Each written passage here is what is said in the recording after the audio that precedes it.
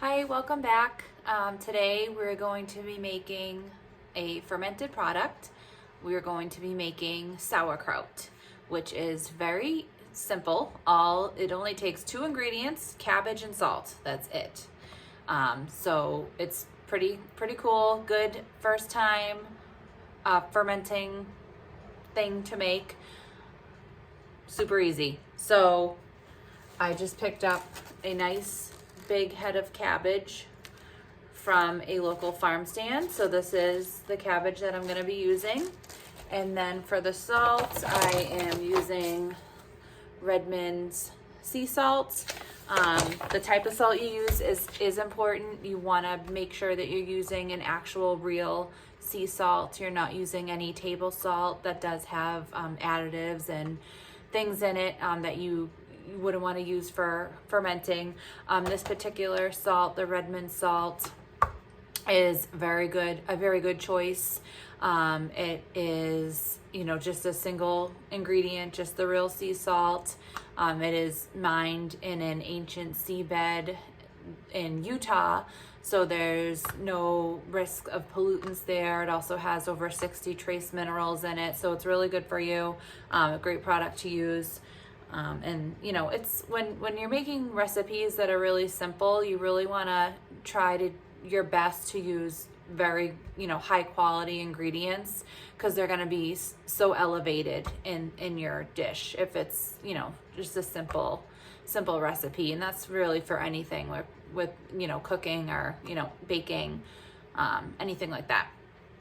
So I am going to be I'm using this Fermented vegetable book by Kristen and Christopher Shockey.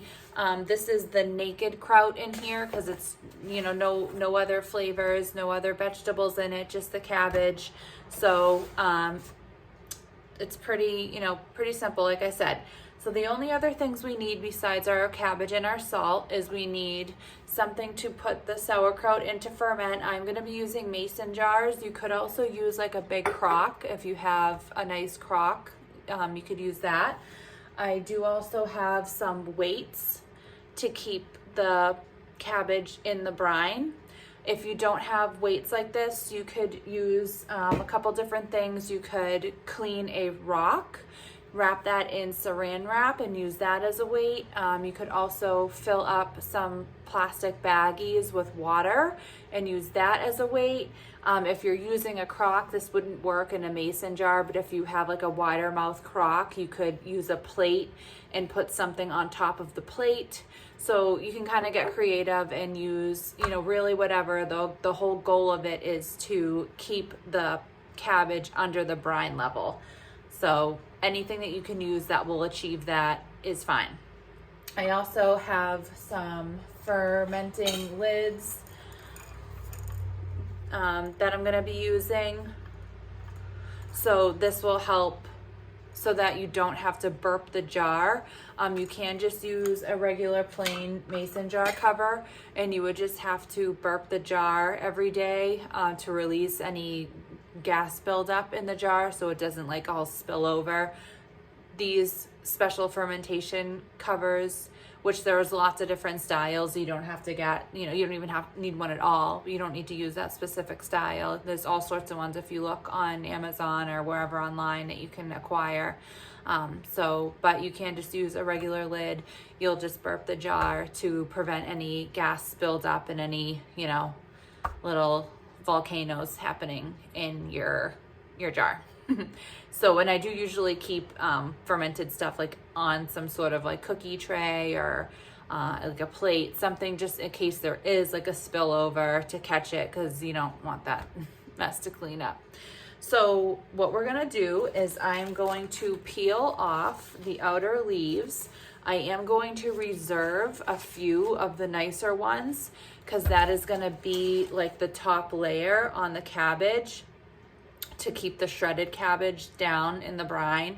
Then we're gonna top that with like a full cabbage leaf and then put the weight on top of that. So I'm going to reserve some of these outer leaves. I'm gonna get it all nice and washed, and then I'm going to get it nice and finely chopped. So I will just get this washed and then we'll start going along. Okay, so I've removed the outer leaves of the cabbage and I've just rinsed it in cool water. I mean, it's pretty, the way that the cabbage is formed, it's, you know, when you remove the outer leaves, it's pretty clean, but I just rinsed it to make sure there wasn't anything in here. So I'm just going to quarter it.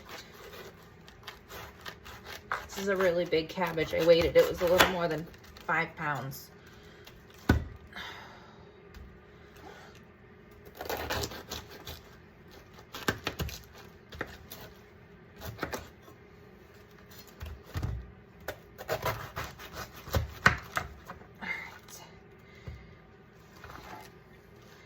And now I'm just gonna finely chop it so that's in these nice little pieces here. And let me grab my bowl and I will just add these into the bowl as I go.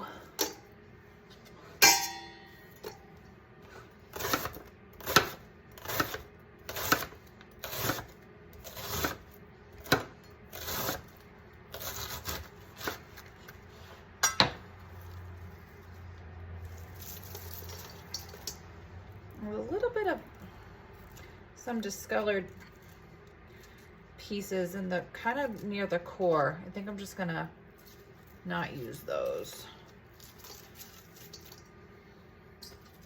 Set those aside.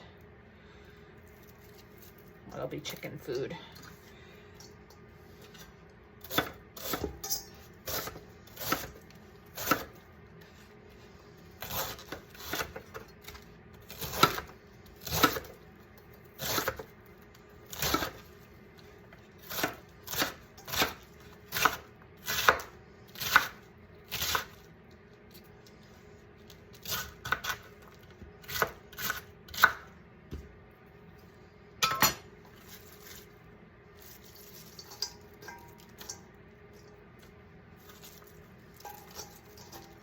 And you don't want to include any of the core pieces here.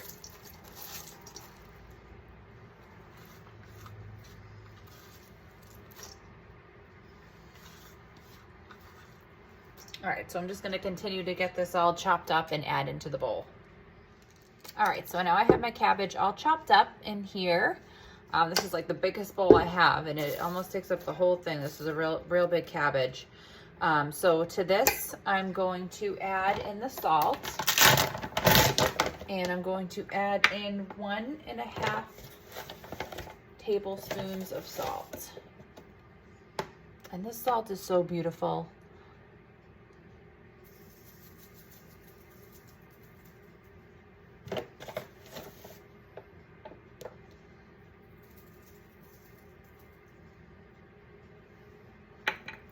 And now what we're gonna do is we're just gonna start massaging this. We might need to add some more salt. We're gonna taste it after we start going, but we're gonna just start massaging.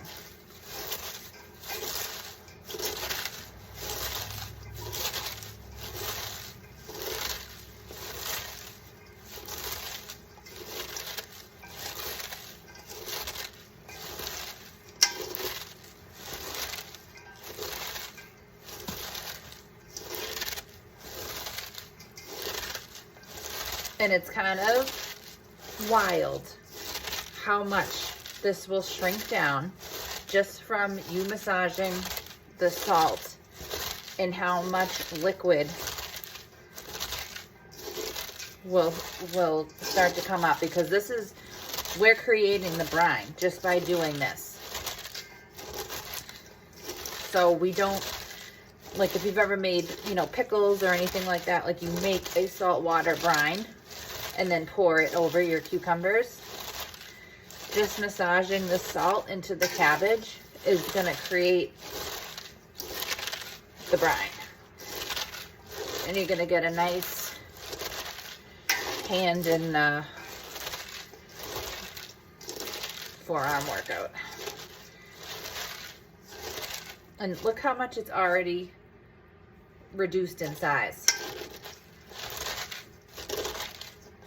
And that's like what, been a minute, 2 minutes maybe, not even. So you're just gonna massage away, and you will start to see, like I said, the brine. This will start to get translucent. Oops, this is a big, we don't want that piece in there. Cut that out of there.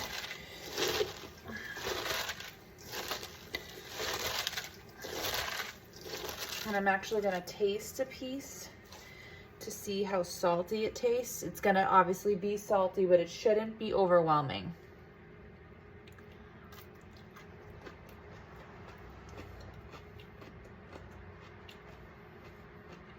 Oh, that's good. I don't think we need any more.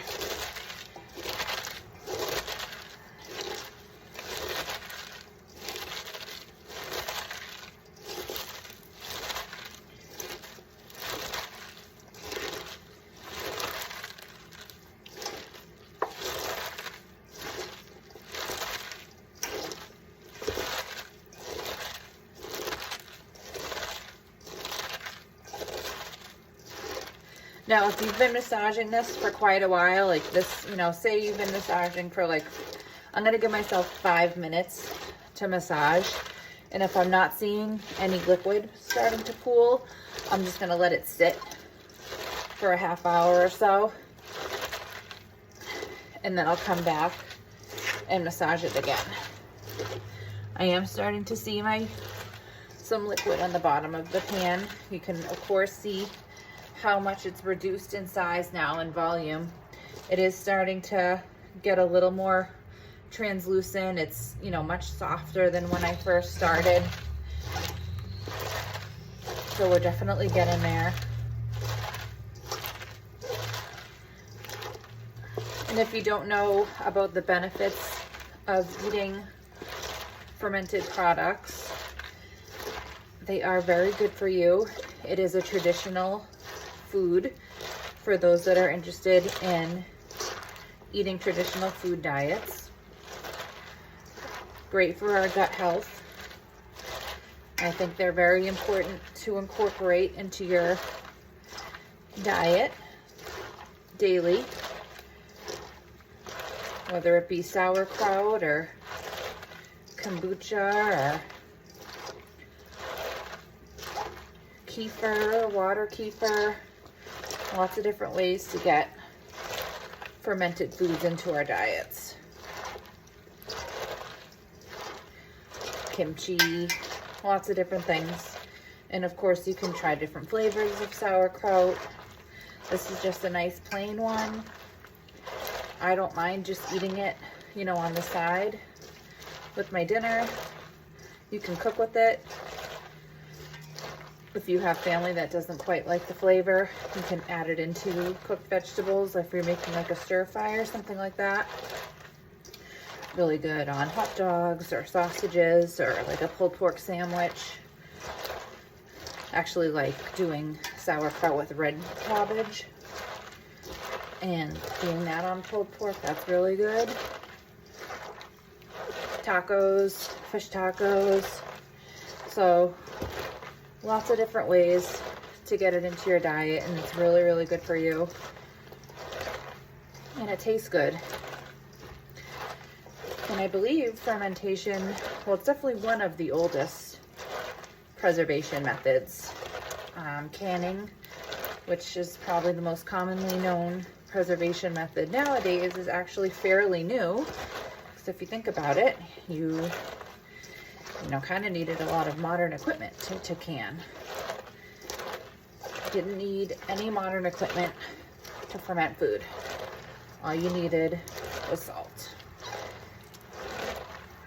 Because once we get this fermented to our liking, which will take 4 to 14 days, we put this in the fridge.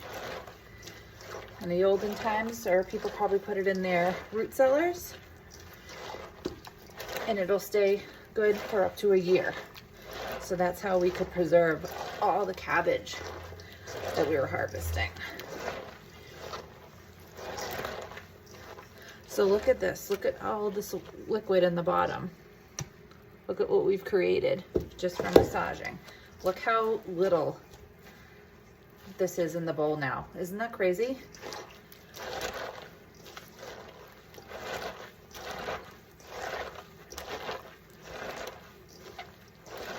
It's like you start out and I'm like, oh my gosh, I think I need more than those. I have 3 jars put out. And I'm like, I don't think this, no way. This is all gonna fit in these 3 jars. Now I don't even know if I'll fill the 3 jars.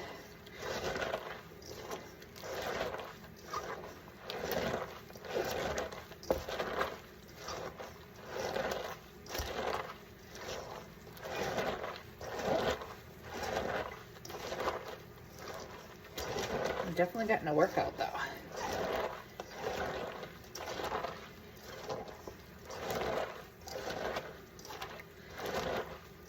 And this countertop's actually kind of high, so I'm standing on my tippy toes a little bit.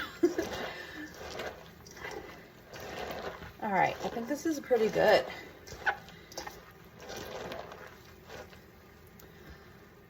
So now I'm going to get one of my jars. The other thing I'm going to be using is this tamper to pack it in my jar. You can use you don't need to have like a fancy tamper like this. I do have this other thing that I picked up at a antique store that I have used in the past. But you can really use anything that you can kind of get in there and push down into the jar with. So let me get my jars and we'll start filling them with the cabbage. All right, so I have my jar here. I am using wide mouth jars because that's a lot easier to get in and pack. I definitely wouldn't use a narrow mouth jar. So I'm just gonna start by putting a couple handfuls into the jar. And I'm just gonna tamp this down. And this is gonna help release more brine as well.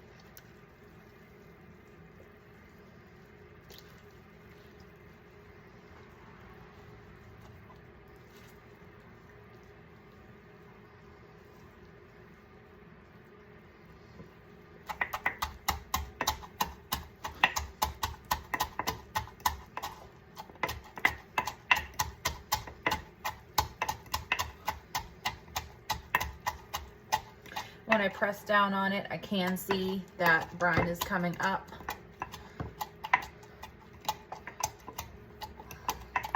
And if you're using a mason jar, you're gonna wanna leave 2 to 3 inches of headspace at the top of the jar.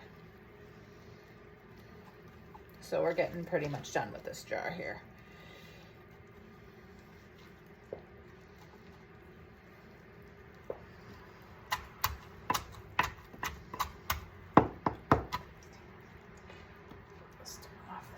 Here.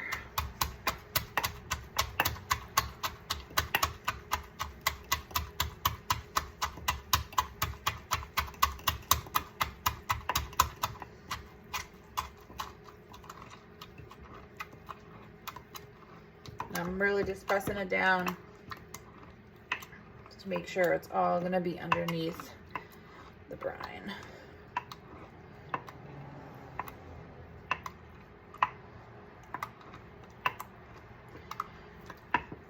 So if you see, there's the brine on the top here, and I'm gonna actually pour a little bit from the bottom of my bowl in here. Oops. So now that's plenty. And I'm going to take one of the reserved cabbage leaves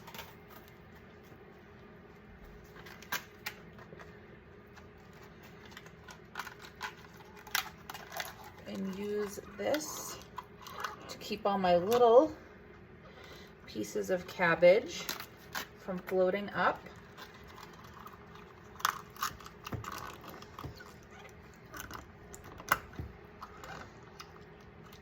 And now I'm going to take my weight and put that in.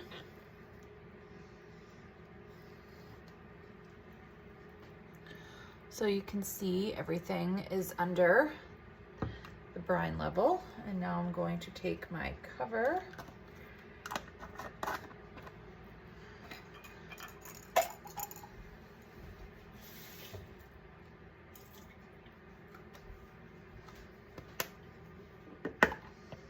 and this one is all done. So now I will get this one set aside someplace. All right, and then we'll get to packing on the second jar.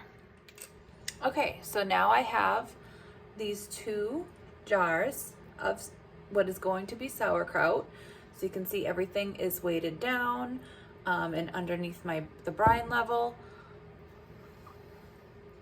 I have the big cabbage leaves on top holding down all my little shredded cabbage, and the weight keeping everything submerged. Isn't that wild that all of that cabbage fit into these 2 jars? Like I said, I was I don't think it's gonna fit in these 3 jars. I didn't even fill up 2. So it's really crazy how just adding salt and some massaging, transform that. And then it's gonna transform even more with the lacto-fermentation process. It's really cool. So this is, like I said, because it was so simple, so quick, a really nice way to get, diving into the natural fermentation process, and it's going to taste really good. So what we're going to do now with these jars, I'm going to put them on like a cookie sheet or a plate or something, put them in a cool, dark space for 4 to 14 days. I'm going to taste it after 4 days and see if it's to my liking. Once I'm happy with it, I'll probably transfer both of these into one container just for, ease of storage, and I'll put them in the refrigerator. That will stop the fermentation process, so it won't continue to ferment any further, and that will stay good in the fridge for up to a year, although I doubt it will last that long. So I'll probably be making more a little later in the season with some fall cabbage. I did try to plant a fall crop of cabbage in my garden, and some lovely creature came and ate them all. So I will be relying on the farmer's market cabbages, although I do have some red cabbage growing that hopefully I get some. This has been a bad gardening season for me, so I'm relying heavily on my local people for help with many of my preserving projects. So yeah, that was it. Super quick, super easy, cabbage, salt, and now I'll have some beautiful sauerkraut in 14 days that will help with my gut health and my family's. So thank you for joining me for this video. If you did like it, if you would give it a thumbs up, that would be great, or leave me a comment. That would be awesome. Let me know if you have any questions, if you tried it, all that good stuff. Any feedback, that would be wonderful. If you are enjoying my videos, if you would like to subscribe, that would be great. You could also find me if you would like to follow along elsewhere. I am on Instagram at Mrs. White Homemade Life. I also co-host a podcast, Figuring Out Homestead Life. So you can find us anywhere you listen to podcasts. We're also on Instagram under that name. And we do have some episodes on preserving if you just want to hear some more, background information about preserving in general. There is a full food preservation episode up on there. We also are talking all about our pantry essentials and our favorite resources and all that jazz. On my Instagram, Mrs. White Homemade Life, I do have a lot of information about, preserving, gardening, my chickens, etc.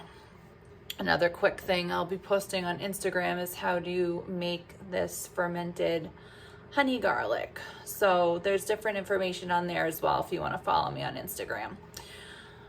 So I thank you for joining me, and I hope you have a good day and happy sauerkrauting. Bye.